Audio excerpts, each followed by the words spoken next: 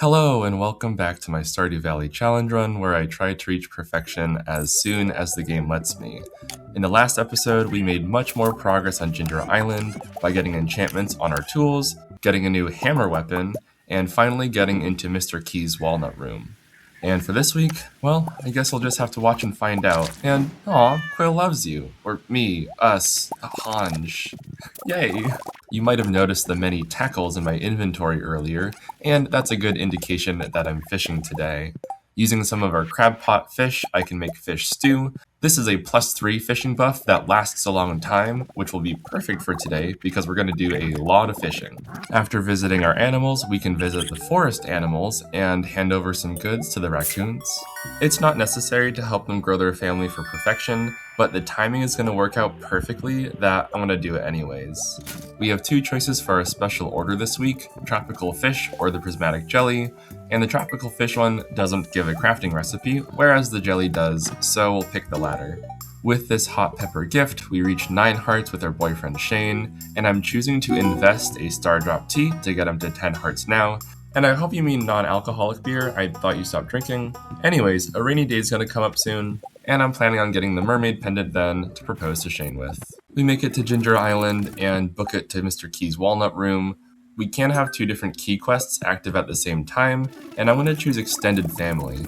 This is the fishing quest that I'm going to work on for the next 3 days, and it also serves as a money-making opportunity. But before I forget, it is Sandy's birthday, she gets a crocus, and she is now our second villager with maxed out hearts. Okay, here's the general plan with the Extended Family quest. We're allowed to catch essentially copies of the original legendary fish again, and importantly, an endless amount, it's not just one. So we can post up at the mountain lake, even when it's not raining, and fish up a bunch of Legend 2s. I'm starting out with a curiosity lure and a trap bobber.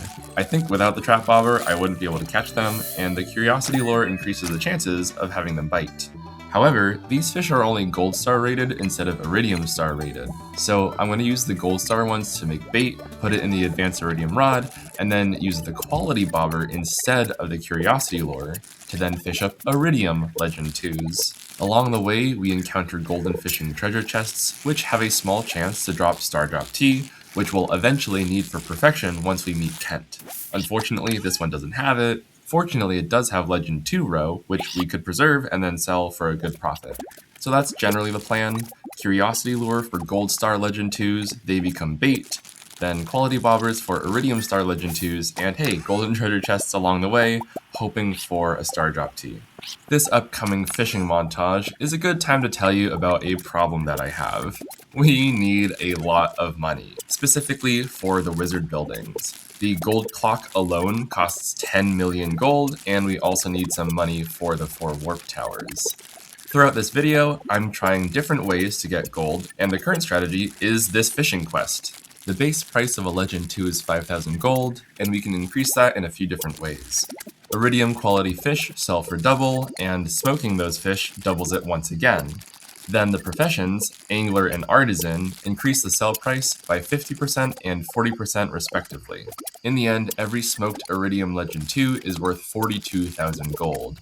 I'm glossing over a few things that are somewhat negligible. We might buy coal from Clint to fire up the fishing smokers, and that costs a little, but we're going to be able to sell the other fish that we got that weren't the Legend 2s, and I think the costs and the profits will offset each other. Ultimately, we get 7 Iridium Legend 2s and 4 Legend 2 row from the Jewels of the Sea book, and once everything is smoked and processed, this totals to 322,336 gold. It took us 13 hours to fish all this up, and I'm going to add 1 more hour for smoking the fish, and this gives us approximately 23,000 gold per hour. I'm going to be using this gold per hour metric to compare this gold making strategy with other strategies later in the video. Now that we're home, we can use one of those Gold Star Legend 2s and swap it out with the Crimson Fish. I think it'll be a bit more profitable in the fish pond than the Crimson Fish. And we can't forget about the key beans that we fished up because we want to finish that key quest for those gems. Lastly for today, we'll put some pumpkins in preserves jars and take the finished goods and put them in a chest near our shipping bin. Currently we don't have the artisan profession, so it wouldn't make sense to sell them right now. And let's go to bed. Tuesday, fall 16, of course, starts with a coffee and a spicy eel. Oh, and our boyfriend taking us out on a date, I think to a tunnelers game. He's telling us to meet him at the bus stop at 5, and I think we're going to stand him up the entire week. We have a few of our typical farm chores to complete this morning, more cranberries are going in the dehydrators, and we have a large harvest of oak resin. Of course, this will go to kegs. I think for today, we'll stick wheat in the kegs to make beer. Our next starfruit harvest is in 2 days, and I want to time that nicely. Oh, here's a meteor that landed last night. It squashed 2 cranberries. Today happens to be the Stardew Valley Fair, so I'll take the next few moments to gather up some of our items from our farm. It's best to bring iridium quality goods from various walks of Stardew life, like mining, animal products, artisan goods, fishing, that kind of thing. Hanj ends up bringing a duck egg, some cheese, crystal fruit, a purple mushroom, a pumpkin, and a diamond, and this covers the categories of animal goods, artisan products, fruit, forage, vegetables, and mining.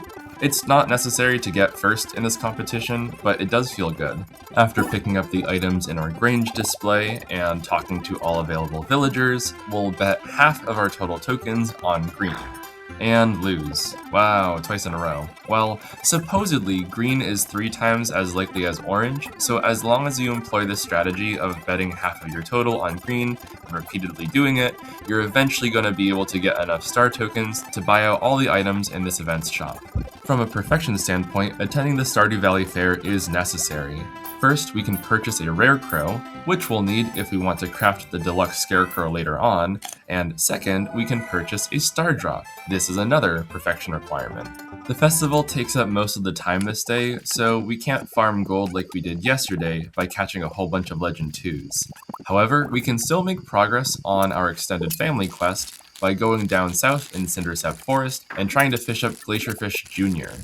Emphasis on trying, because on the first cast and hook, we actually got the Glacierfish Jr. on the line, but he's so slippery that he swam away. Fortunately, no fish is too evasive for Hanj, and we get him on the second try.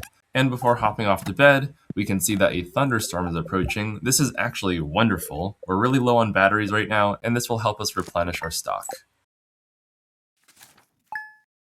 Fall 17 is a fairly good luck day, and Quill reminds us that we have the Key Bean quest active, so as we're doing our morning farming chores, let's also make sure to propagate some of those key beans by using our many seed makers. In the greenhouse we have a moderately sized harvest of ancient fruit, so those are going in the seed makers as well, and I'm replacing the starfruit in there with those ancient seeds. Our oak trees are giving us even more oak resin, and I'm throwing a few of those Legend 2s in our fish smokers.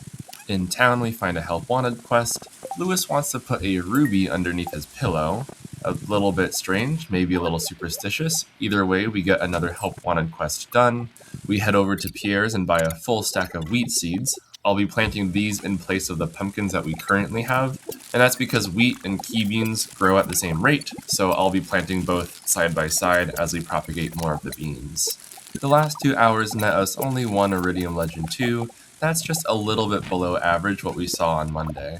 We shouldn't forget though that this quest isn't all about catching Legend 2s. After dumping some items back home, we should head into the sewers and find another one of the extended family fish, the radioactive carp. After that fairly easy catch, we'll head on down to the beach and talk to the old mariner. We buy the mermaid's pendant from him, which we'll use to propose to Shane later on. This takes us right next to where we're going to find Son of Crimson Fish. He's a little twitchier than the previous fish, but no match for Hanj. And now, let's go talk to a special someone.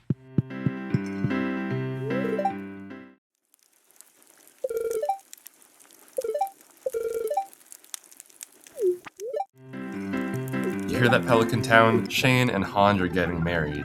And as exciting as it is, we need to get back to fishing. So here's a little solemn fishing montage.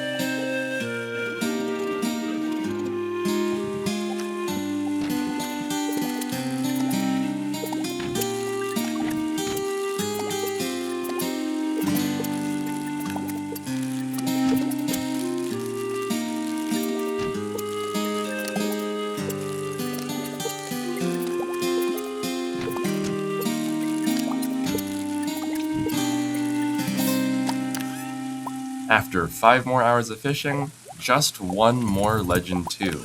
Averaging 2 Legend 2s over 7 hours, we're only getting an average gold per hour of 12,000 as opposed to the 23,000 that we had previously.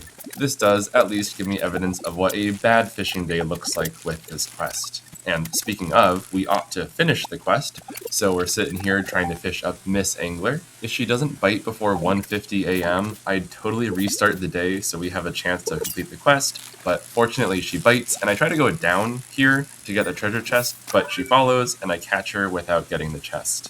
With our full inventory, we made a little bit of gold in the iridium trash can. This brings us over 30,000 gold, and we just have to pass out, so I was curious if we'd stay on the horse, but we don't, and we fall asleep.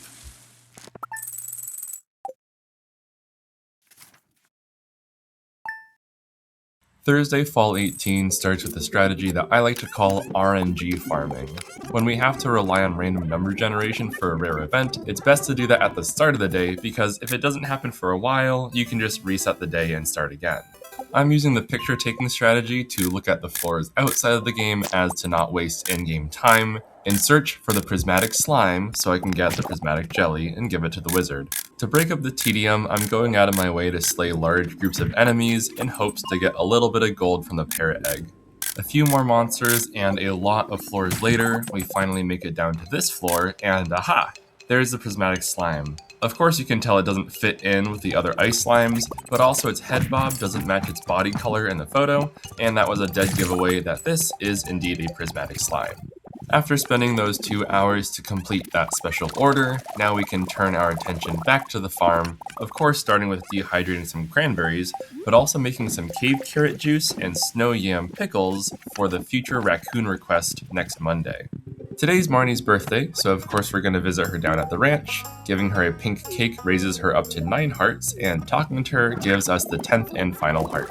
Back on the farm, I'm deciding not to put anything in the kegs and preserve stars just yet, because we have a huge harvest of starfruit waiting for us on Ginger Island. Next, we have a few golden animal crackers to give out, so I'm deciding to give one to Lion's Mane for more rabbit's feet, and Cremini for more duck feathers for Leo. While we have the time, let's bring that prismatic jelly over to the wizard to complete the prismatic slime quest, and we're also going to give him a loved gift. Now let's actually go over to Ginger Island, and once we get there, we're greeted by our future husband, Shane, with some questionable commentary about his unclothed feet and the crabs in the sand. For the next 5 in-game hours, we're just going to be harvesting a whole bunch of starfruit, so I want to talk shop here and discuss another money-making strategy, which is, well, farming starfruit. To calculate our profits, I'm going to assume that we have the artisan profession, so I'll multiply the sell price of starfruit wine by the number of kegs we have, and multiply the sell price of starfruit jelly by twice the number of preserves jars, just because preserves jars work twice as fast as kegs. I'll also subtract out the seed price. It's 400 gold for every starfruit seed.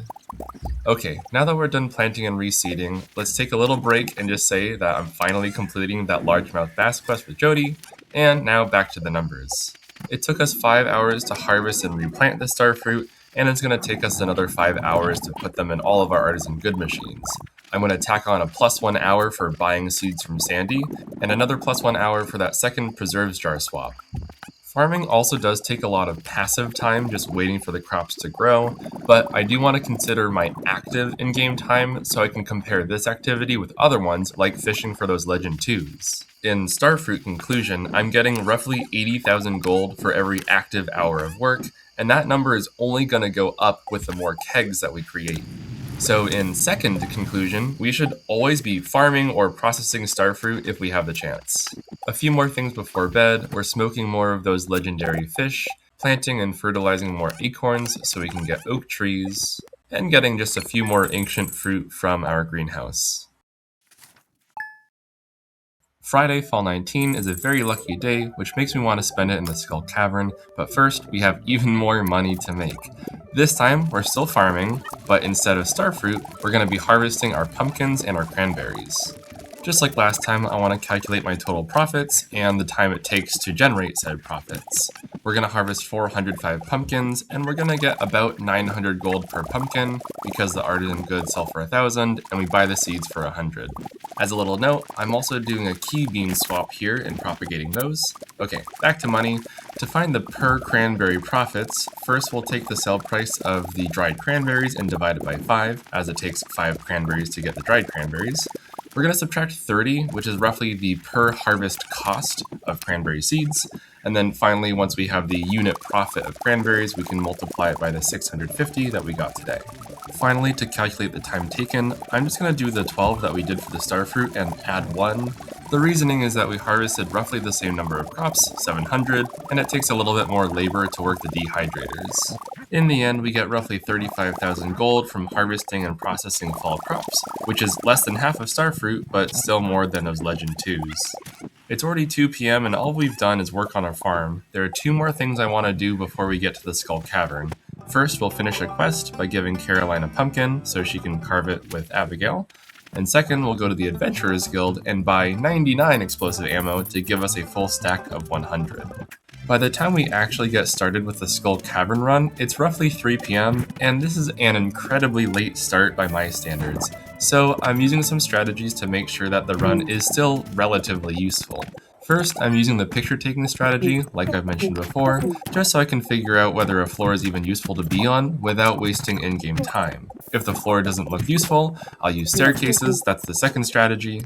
And third, I am going on a high luck day and using a high luck buff with the magic rock candy, so that when I do end up venturing out onto a floor and breaking rocks, I can get ladders and shafts really quickly. On the way down, we come across a few interesting drops. First, we get a Woodcutter's Weekly. We also get a Prismatic Shard, which aren't all too rare anymore. And on the treasure floor, we get a Seed Maker, which is actually really useful right now because we're using them for our Key Bean quest. Floor 83 treats us super kindly with some rare drops. First, by exploding the ground with a bomb, we get a strange doll. The question marks made me think that we don't have this artifact yet, but that's actually its true description, so we already have it in the museum. And the second important drop was from an Iridium Bat. It's this lucky ring. Here's another strategy that I'm using in the Skull Cavern. I'll be doing ring swapping. This is where I'll equip a certain ring in a certain scenario for better benefits. So basically, when I'm fighting enemies, I'll keep the Burglar's Ring plus Hot Java Ring on, and in any other scenario, I'll keep the Lucky Ring on. This is mainly here to give us a higher chance of finding ladders and shafts, but it'll also increase our chance of finding treasure floors. Now, to be abundantly transparent, I am editing out some boring floors, so it makes it look like I'm getting more gold from the parrot's egg and more treasure floors per floor than I actually am. Here's a good time to check in about the Iridium trash can. We are so close to breaking even. And here's an update on the parrot egg. This also includes the money we got yesterday when hunting down that prismatic slime. In theme with the rest of the video, I also want to analyze the Skull Cavern from a gold per hour perspective, and I'm doing a little bit of rounding here. We got roughly a quarter a stack of iridium ore and enough coal to use it in the heavy furnaces. We also got money from the parrot and the trash can. We incurred a cost by buying a lot of explosive ammo. We used 50 today. And this whole adventure took 11 hours. So in the end, we're making roughly 7,000 gold per hour.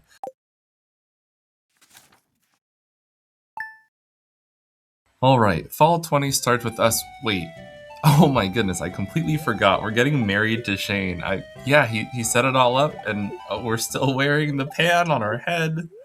And that's that. I guess we're married to Shane now. Alright, great. He lives with us. Okay, let's give him a hot pepper as a gift and get on with our day.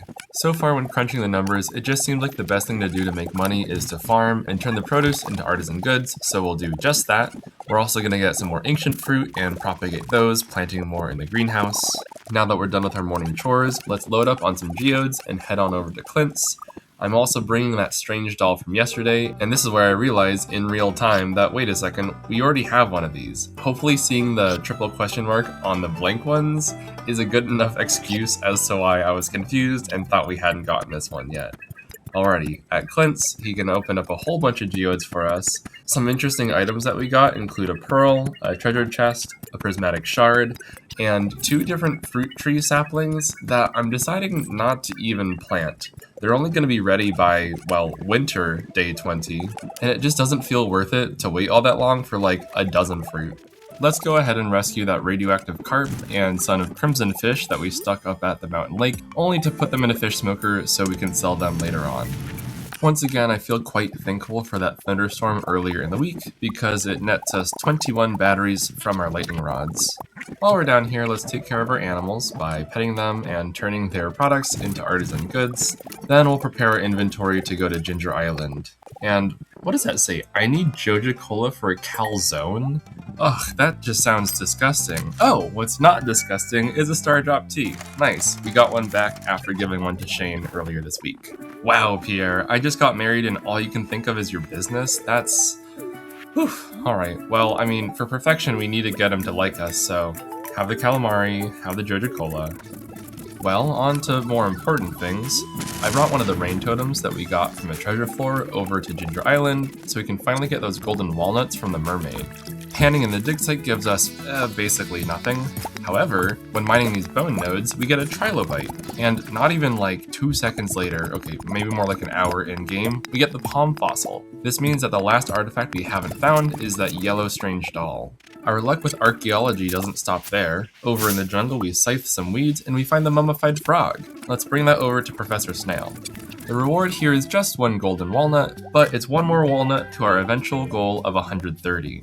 And I suppose while we're near the volcano, might as well go on in. We start out pretty luckily, getting 2 dragon teeth from 1 lava lurk, and the next one we find does the exact same thing. That's 4 iridium teeth already in this one run. Just like in many other times when I'm in the mines, I am using that picture taking strategy because it's a little bit late in the day and I want to make sure that I'm using my time as efficiently as possible. Nothing really too interesting happens until we hit floor 7, at which point we get another Woodcutter's Weekly. I really would have liked this a few episodes ago when we were working on our foraging experience. Eventually, in the volcano dungeon, we make our way to floor 9, and there's a rare chest at the very end of the floor. We get yet another hot Java ring. I think this is number 3. I guess this game knows that Hanj loves her coffee. Finally, late at night, let's sneak back to the dig site and just hope that we get another panning spot. We need to find specific bones for Professor Snail, and maybe we'll get it here? No. Okay, well, better luck next time. I suppose we could always check tomorrow.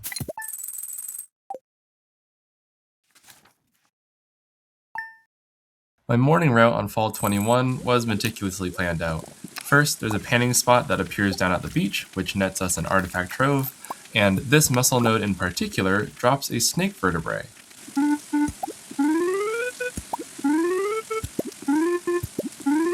Did you know that you could do the mermaid puzzle with just 1 flute block? It's not pretty, but it works. Over in the dig site, we actually get the fossilized tail. This is the bone item that we can get only through panning here.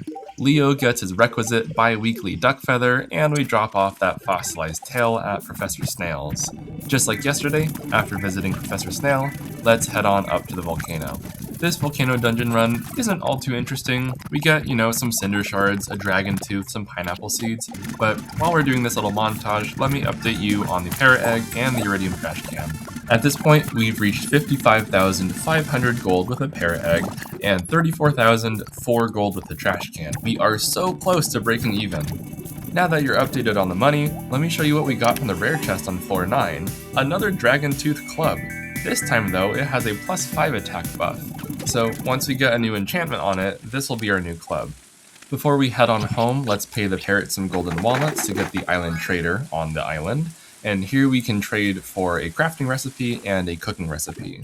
Now that we're back home, I think I want to complete the missing bundle. Let's scrounge up a few different items. We're getting a prismatic shard, a gold quality void salmon. Ooh, we get our first mystic syrup, that's not part of the bundle. We also have caviar from when we used to have sturgeon in our fish ponds. There's dinosaur mayo, and finally the silver star hot pepper wine. We could also donate 5 gold star ancient fruit, but I'd rather keep those to make them into artisan goods. Completing the missing bundle gets us the movie theater, which we can take villagers into to raise their friendship. And speaking of raising friendships, it's Robin's birthday, and we have a gold star goat cheese for her, and this brings her up to 10 hearts. And to round out the video, let's do one more money-making strategy. Here, I'm using Monster Musk, going down to a fairly easily accessible infested floor, specifically in the floors that give us dust sprites, and just going to town, slaying all of them, and importantly, keeping that parrot egg equipped. And it's not just parrot egg gold that I'm tallying up either. I'm also including random items that we got, like that golden spur.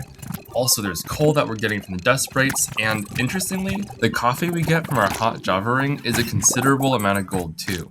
Here we almost get lucky with a new parrot egg, but this one's only level 3, just like the one that we have equipped. They go up to level 4, and I'm still on the hunt for a higher level parrot. We leave the mines temporarily, and this is when Linus decides to teach us how to make wild bait. And the intent, no pun intended, was to go to the Adventurers Guild so we could sell off some of those trinkets and other items that we got during our parrot egg farming spree. Accounting for parrot egg gold, the trinkets we sold, some coal, and some coffee, we're making just shy of 9,000 gold per hour with the strategy. Pretty comparable to a mid-tier Skull Cavern run. Once we get back home, I realized, shoot, I didn't even touch any of those key beans. Oh well, I think we'll have time next week to finish that quest. It's 1:50, so let's head off to bed, and oh my goodness, there's a man in... Oh, wait, that's Shane. Our husband. Yes, okay, our husband is in the same bed. I forgot again. Anyways, while we watch the Junimos prepare the movie theater for us, I want to say thanks for coming along and enjoying another week of Stardew with me, and I'll see you in the next one. Bye-bye.